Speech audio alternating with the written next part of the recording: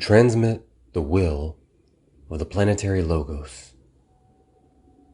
They act as the transmitter to men and devas or angels of the will of the planetary logos, and through him of the solar logos.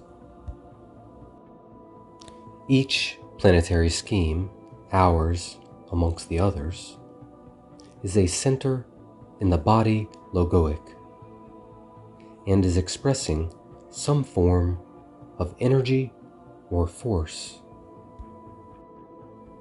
Each center expresses its particular type of force, demonstrated in a triple manner, producing thus universally the three aspects in manifestation. One of the great realizations which come to those who enter into the fifth kingdom is that of the particular type of force which our planetary logos embodies. The wise student will ponder on this statement, for it holds the clue to much that may be seen in the world today. The secret of synthesis has been lost, and only when men again get back the knowledge which was theirs in earlier cycles, having been mercifully withdrawn in Atlantean days, of the type of energy which our scheme should be demonstrating. Only then will the world problems adjust themselves and the world rhythm be stabilized. This cannot be as yet. Again, remember, this was written in the 1920s. For this knowledge is of a dangerous kind, and at present the race as a whole is not group conscious, and therefore cannot be trusted to work, think, plan, and act for the group. Man is as yet too selfish, but there is no cause for discouragement in this fact. Group consciousness is already somewhat more than a vision, whilst brotherhood and the recognition of its obligations is beginning to permeate the consciousness of men everywhere. This is the work of the hierarchy of light, to demonstrate to men the true meaning of brotherhood, and to foster in them response to that ideal which is latent in one and all. To set an example to humanity. The fourth thing that men need to know and to realize as a basic fact is that this hierarchy is composed of those who have triumphed over matter and who have achieved the goal by the very selfsame steps that individuals tread today. These spiritual personalities, these adepts and masters, have wrestled and fought for victory and mastery upon the physical plane and struggled with the miasmas, the fogs, the dangers, the troubles, the sorrows and pains of everyday living. They have trodden every step of the path of suffering, have undergone every experience, have surmounted every difficulty, and have won out. These elder brothers and sisters of the race have one and all undergone the crucifixion of the personal self, and know that utter renunciation of all which is the lot of every aspirant at this time. There is no phase of agony, no rending sacrifice, no via dolorosa that they have not in their time trodden, and herein lies their right to serve and the strength of the method of their appeal. Knowing the quintessence of pain, knowing the depth of sin and of suffering, their methods can be exquisitely measured to the individual need Yet at the same time, their realization of the liberation to be achieved through pain, penalty, and suffering, and their apprehension of the freedom that comes through the sacrifice of the form by the medium of the purificatory fires suffices to give them a firm hand, an ability to persist even when the form may seem to have undergone a sufficiency of suffering, and a love that triumphs over all setbacks, for it is founded on patience and experience. These elder brothers and sisters of humanity are characterized by a love which endures and which acts for the good of the group, by a knowledge which has been gained through a millennia of lives, in which they have worked their way from the bottom of life and of evolution well nigh to the top, by an experience which is based on time itself and a multiplicity of personality reactions and interactions, by a courage which is the result of that experience, and which, having itself been produced by ages of endeavor, failure, and renewed endeavor, and having in the long run led to triumph, can now be placed at the service of the race. By a purpose which is enlightened and intelligent, and which is cooperative, adjusting itself to the group and hierarchical plan, and thus fitting in with the purpose of the planetary logos. And finally, they are distinguished by a knowledge of the power of sound. This final fact is the basis of that aphorism which states that all true occultists are distinguished by the characteristics of knowledge, dynamic will, courage, and silence. To know, to will, to dare, and to be silent. Knowing the plan so well, and having clear, illuminated vision, they can bend their will unflinchingly and unswervingly to the great work of creation by the power of sound. This leads to their silence, where the average man would speak, and their speaking, where the average man is silent.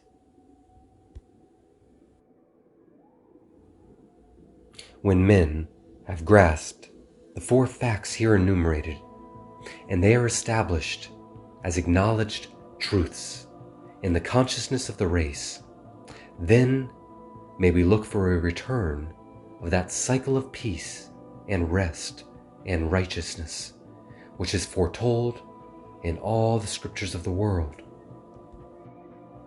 The Sun of Righteousness will then arise with healing in her wings, and the peace which passeth understanding will reign in the hearts of men. In dealing with this matter of the work of the occult hierarchy in a book for the general public, much must be left unsaid. The average man is interested and his curiosity is aroused by reference to these personalities, but men are not yet ready for more than the most general information. For those who from curiosity pass on to desire and seek to know the truth as it is, more will be forthcoming when they themselves have done the necessary work and study. Investigation is desired, and the attitude of mind which it is hoped this book will arouse might be summed up in the following words. These statements sound interesting, and perchance they are true. The religions of all nations, the Christian included, give indications that seem to substantiate these ideas. Let us therefore accept these ideas as a working hypothesis as to the consummation of the evolutionary process in man and his work upon the attainment of perfection. Let us therefore seek for the truth as a fact in our own consciousness. Every religious faith holds out the promise that those who seek with earnestness shall find that which they are seeking. Let us therefore seek. If, by our search, on the other hand, corroboration comes little by little, and the light shines ever more clearly, let us persist until that day dawns, when the light which shineth in darkness will have illuminated the heart and brain, and the seeker will awaken to the realization that the whole trend of evolution has been to bring him this expansion of consciousness and this illumination, and that the attainment of the initiatory process and the entrance into the fifth kingdom is no wild chimera or phantasm, but instead an established fact in the consciousness. This each man must ascertain for himself. Those who know may state a fact to be thus and so, but the dictum of another person and the enunciation of a theory do not aid beyond giving to the seeker confirmatory indications. Each soul has to ascertain for himself or herself, and must find out within himself, remembering ever that the kingdom of God is within, and that only those facts which are realized within the individual consciousness as truths are any real value. In the meantime, that which many know and have ascertained within themselves to be truths of an incontrovertible nature for them may here be stated. To the intelligent reader will then arise the opportunity and the responsibility of ascertaining for himself their falsity or truth. The founding of the hierarchy, its appearance on the planet. It is not sought in this book to deal with the steps which led to the founding of the hierarchy on the planet, nor to consider the conditions preceding the advent of those great beings. This can be studied in other occult books in the Occident and in the sacred scriptures of the East.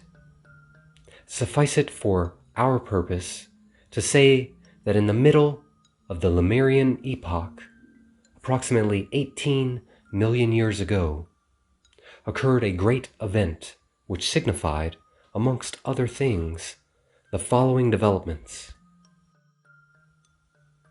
The planetary logos of our Earth scheme, one of the seven spirits before the throne, took physical incarnation, and under the form of Sanat Kumara, the Ancient of Days and the Lord of the world, came down to this dense physical planet and has remained with us ever since.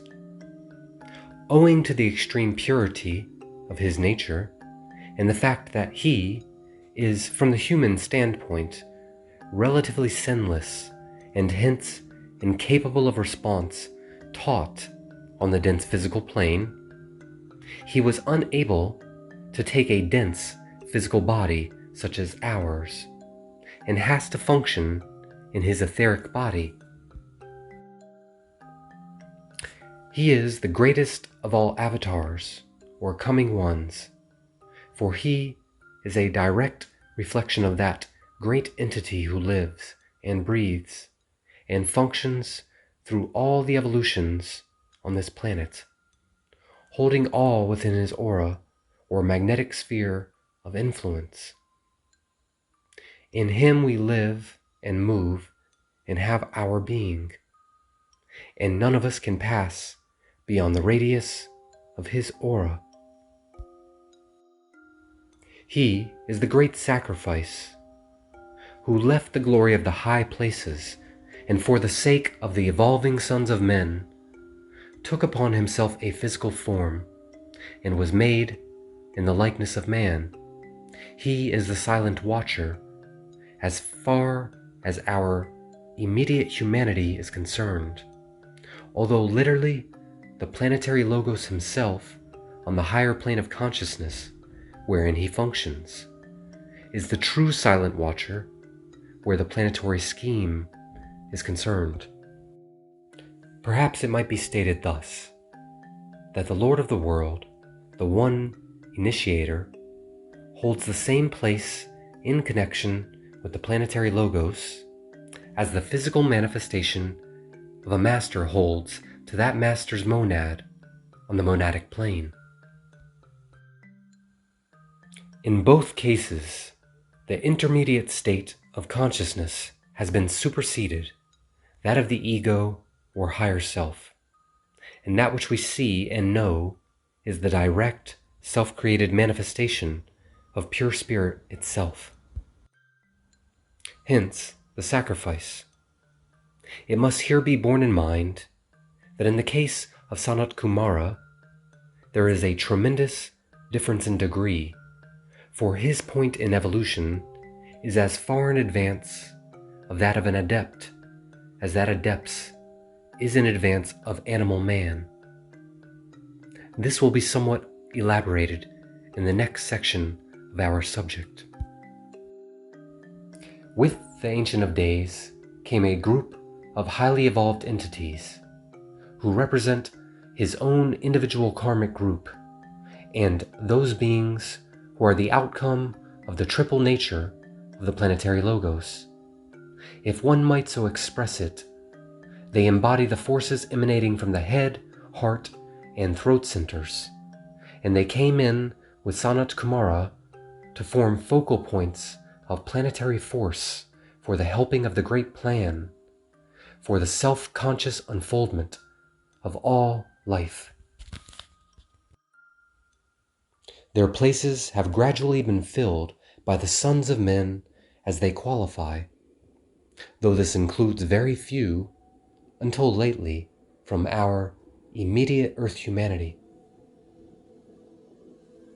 Those who are now the inner group around the Lord of the world have been primarily recruited from the ranks of those who were initiates on the moon chain, the cycle of evolution preceding ours, or who have come in on certain streams of solar energy astrologically determined from other planetary schemes. Yet those who have triumphed in our own humanity are rapidly increasing in number, and who hold all the minor offices beneath the central esoteric group of 6, who with the Lord of the world form the heart of hierarchical effort. The immediate effect. The result of their advent millions of years ago was stupendous, and its effects are still being felt. Those effects might be enumerated as follows. The planetary Logos, on his own plane, was enabled to take a more direct method in producing the results he desired for the working out of his plan. As is well known, the planetary scheme, with its dense globe and inner, subtler globes, is to the planetary Logos what the physical body and its subtler bodies are to man.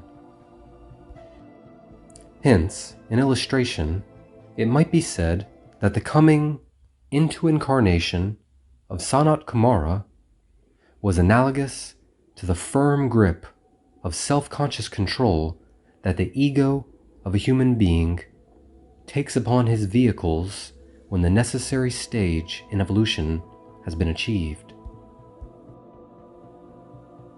It has been said that in the head of every man are 7 centers of force, which are linked to the other centers in the body, and through which the force of the ego is spread and circulated, thus working out the plan. Sanat Kumara, with the 6 other Kumaras, holds a similar position. These central 7 are as the 7 head centers to the body corporate. They are the directing agents and the transmitters of the energy force, purpose, and will of the planetary logos on his own plane.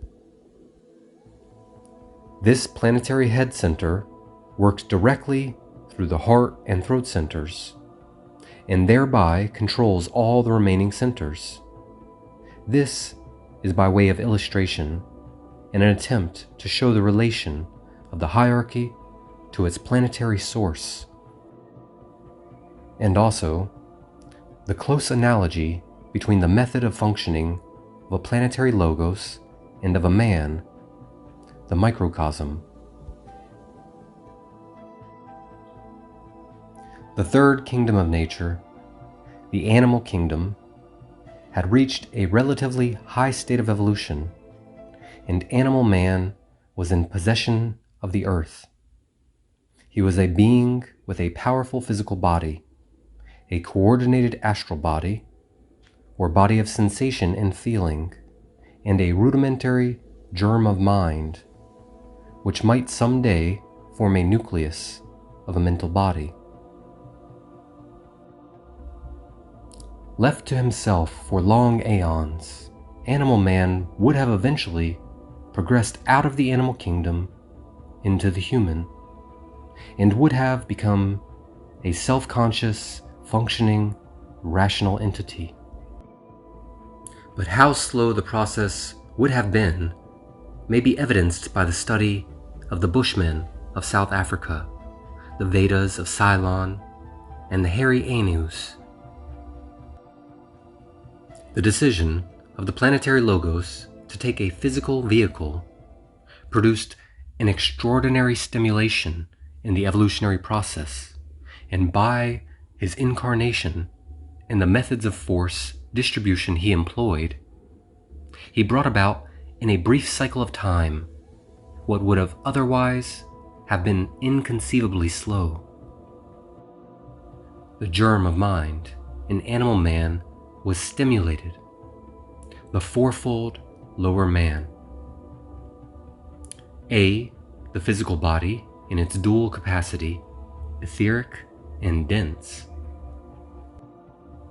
B, vitality, life force, or prana. C, the astral or emotional body. D, the incipient germ of mind.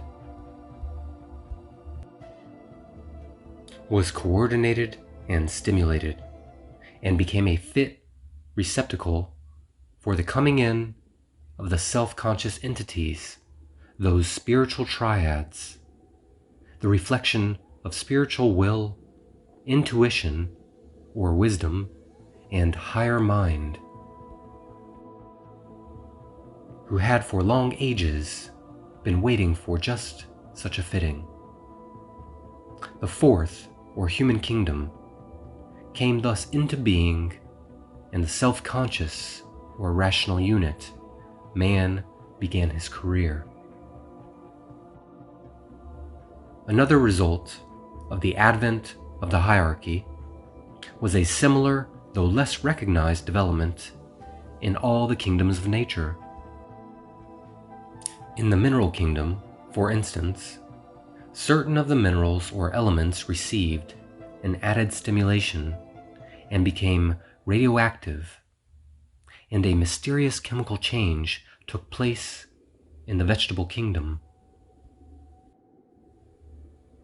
This facilitated the bridging process between the vegetable and animal kingdoms, just as the radioactivity of minerals is the method of bridging the gulf between the mineral and vegetable kingdoms. In due course of time, scientists will recognize that every kingdom in nature is linked and entered when the units of that kingdom become radioactive.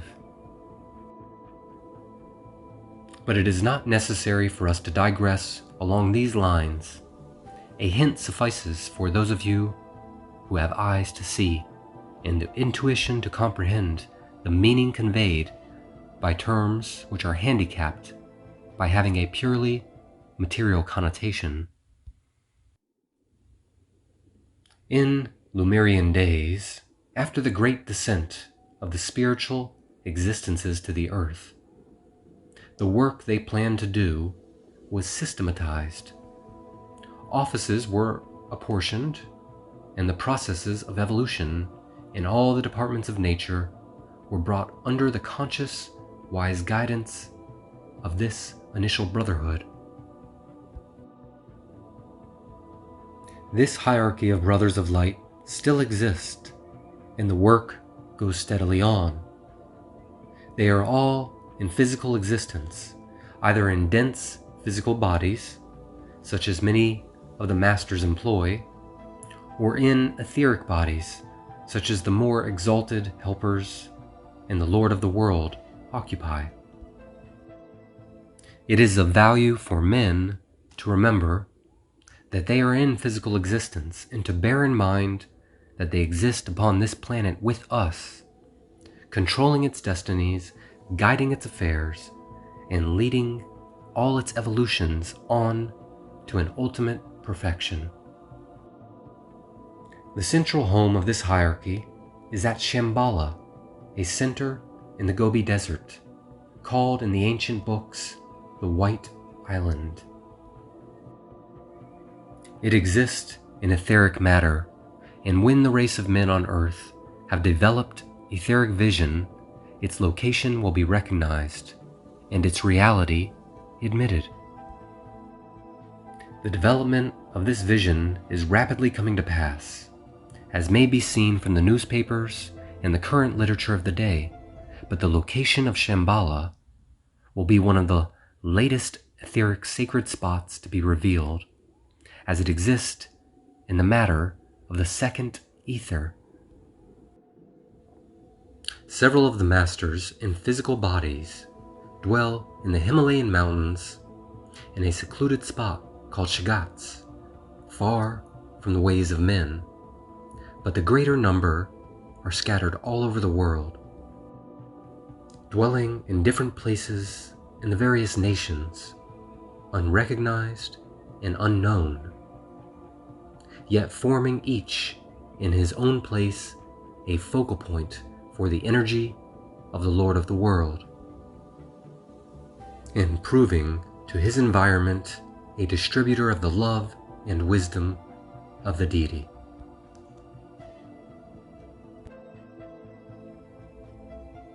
The opening of the door of initiation.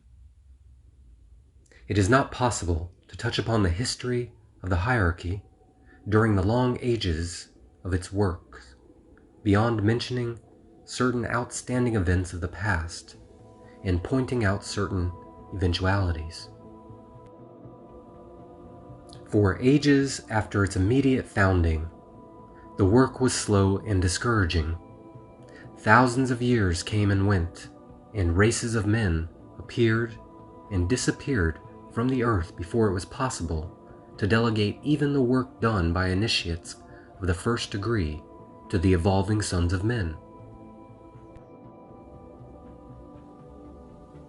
But in the middle of the fourth root race, the Atlantean, an event occurred which necessitated a change or innovation in the hierarchical method.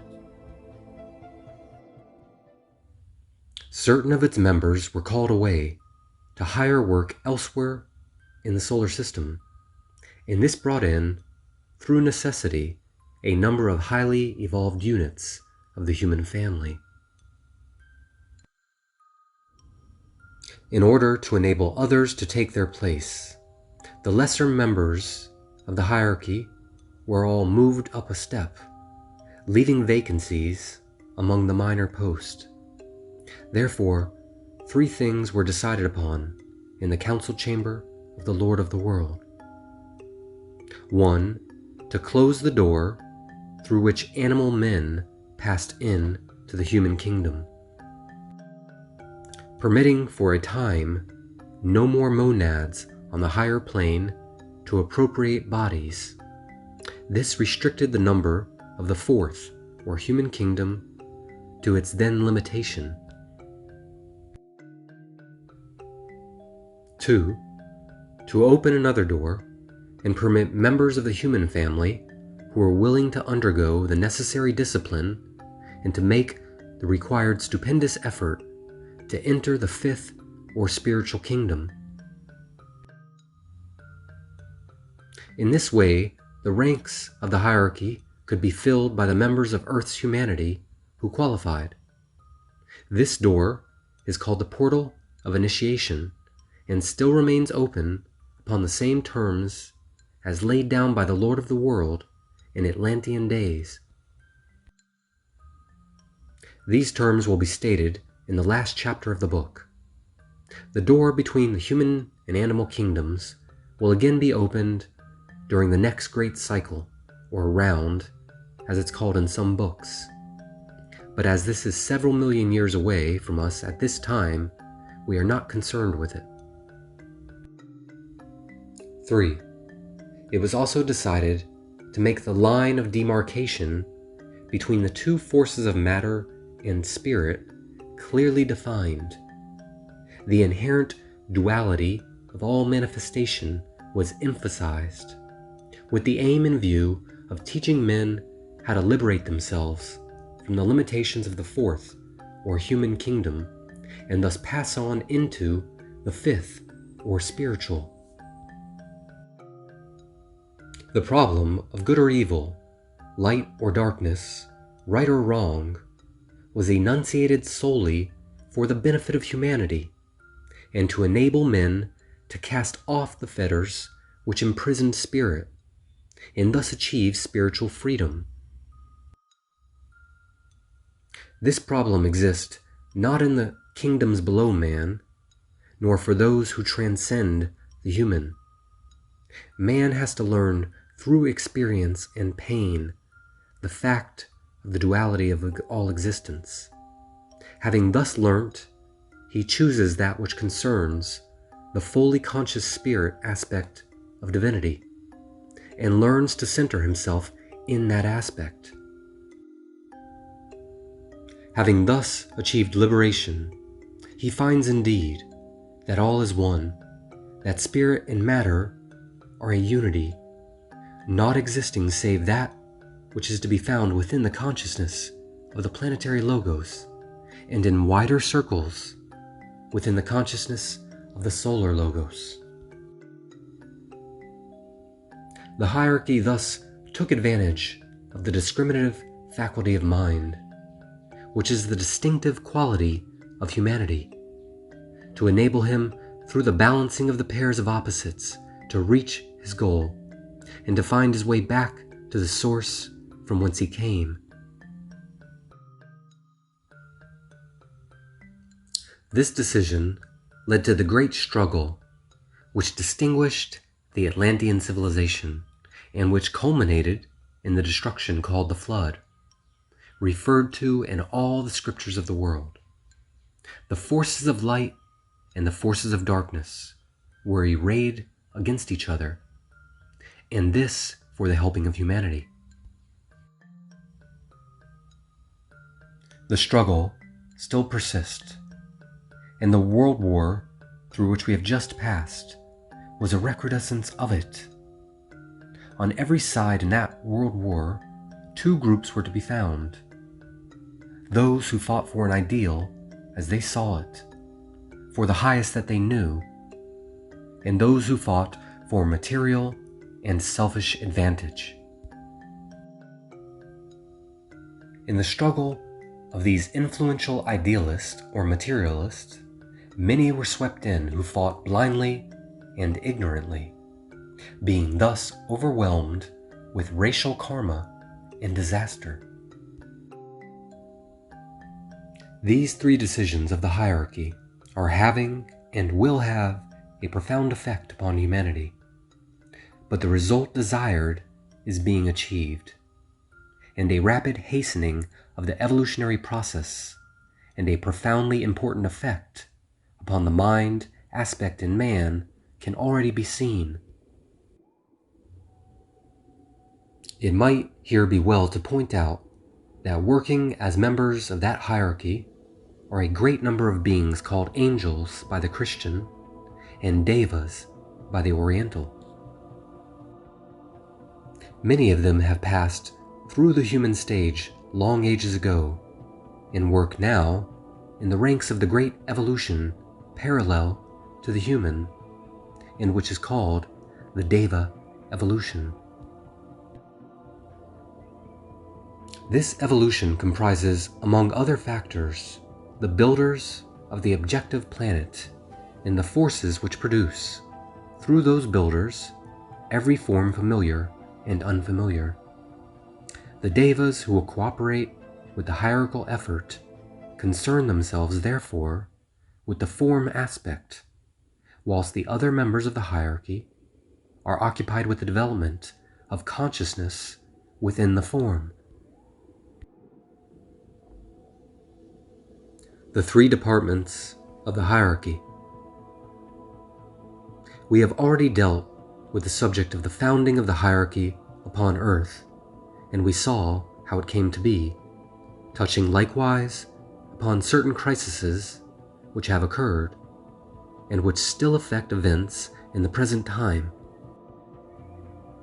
In dealing with the work and aims of the personnel of the hierarchy, it will not be possible to state what those aims have been, nor to consider in detail who the active personalities have been during the past millennia of years since the hierarchy came into existence.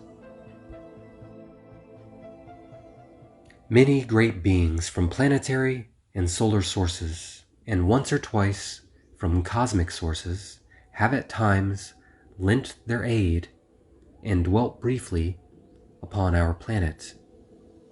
By the energy which flowed through them, and by their profound wisdom and experience, they stimulated Earth's evolution and brought the purposes of the planetary logos so much nearer to completion. Then they passed on, and their places were taken by those among the members of the hierarchy who were willing to undergo a specific training and expansion of consciousness. In turn, these adepts and masters had their places filled by initiates, and thus constantly has there been opportunity for disciples and highly evolved men and women to pass into the ranks of the hierarchy, and thus constantly has there been a circulation of new life and blood, and the coming in of those who belong to a particular period or age. Some of the great names during the later periods are known to history, such as Sri Sankaracharya, Vyasa, Muhammad, Jesus of Nazareth, and Krishna, down to those lesser initiates, Paul of Tarsus, Luther, and certain of the outstanding lights in European history. Always have these men and women been agents for the carrying out of race purpose, for the bringing about of group conditions, and for the furthering of the evolution of humanity. And let us remind the readers, the listeners, that when she's referring to race, she is referring to modern man, the entire fourth race following the Atlantean race. She is referring to all the races of men currently on Earth. And later, at other times, they will refer to the Aryan race, and again, they are referring to modern man, not just Caucasian modern man. Sometimes they have appeared as beneficent forces bringing peace and contentment with them. More often they have come as agents of destruction, breaking up the old forms of religion and of government in order that the life within the rapidly crystallizing form might be set free and build for itself a newer and a better vehicle. Much that is stated here is already well known and has already been given out in the different occult books. Yet in the wise and careful enunciation of collected facts and their correlation with that which may be new to some students, comes an eventual synthetic grasp of the great plan and a wise, uniform realization as to the work of that great group of liberated souls who in utter self-abnegation stand silently behind the world panorama. Through the power of their will, the strength of their meditations, the wisdom of their plans, and the scientific knowledge of energy which is theirs, they direct those force currents and control those form-building agencies which produce all that is seen and unseen, movable and immovable, in the sphere of creation within the three worlds. This, coupled to their vast experience, is what fits them to be the agents for the distribution of the energy of the planetary logos. As has already been stated, at the head of affairs, controlling each unit and directing all evolution, stands the King, the Lord of the world, Sanat Kumara, the youth of endless summers, and the fountainhead of the will, showing forth as love of the planetary logos. Cooperating with him as his advisors are three personalities called the Pratyeka Buddhas, or the Buddhas of activity. These four are the embodiment of active, intelligent, loving will. They are the full flowering of the intelligence, having achieved in an earlier solar system that which man is now striving to perfect. In earlier cycles in this system, they began to demonstrate intelligent love, and from the standpoint of the average human being, they are perfected love and perfect intelligence, though from the standpoint of that existence who embraces even our planetary scheme in his body of manifestation, that love aspect is as yet but in process of developing, and the will is only embryonic. Another solar system will see the will aspect come to fruition, as love will mature in this. Standing around the Lord of the world, but withdrawn and esoteric, are three more Kumaras, who make the seven of planetary manifestation. Their work is to us necessarily obscure. The three esoteric Buddhas, or Kumaras, are the sum total of activity or planetary energy, and the three esoteric Kumaras embody types of energy which as yet are not in full demonstration upon our planet. Each of these six Kumaras is a reflection of and the distributing agent for the energy and force of one of the six other planetary logoi, the remaining six spirits before the throne. Sanat Kumara alone, in this scheme, is self-sustaining and self-sufficient, being the physical incarnation of one of the planetary logoi, which one it is not permissible to state, as this fact is one of the secrets of initiation. Through each of them passes the life force of one of the six rays, and in considering them, one might sum up their work and position as follows. 1. They each embody one of the six types of energy, with the Lord of the world as the synthesizer and the embodier of the perfect seventh type, our planetary type. 2. They are each distinguished by one of the 6 colors, with the Lord of the world showing forth the full planetary color, these 6 being subsidiary. 3. Their work is therefore concerned not only with force distribution, but with the passing into our scheme from other planetary schemes of egos seeking Earth experience. 4. Each of them is in direct communication with one or another of the sacred planets. 5. According to astrological conditions, and according to the tuning of the planetary wheel of life, so one or another of these Kumaras will be active. The 3 Buddhas of activity change from time to time, and become in turn esoteric or exoteric, as the case may be. Only the king persists steadily and watchfully in active physical incarnation. Besides these main presiding personalities, in the council chamber at Shambhala, there is a group of 4 beings who are the representatives upon the planet of the 4 Maharajas, or the 4 lords of karma in the solar system, who are specifically concerned with the evolution at the present time of the human kingdom.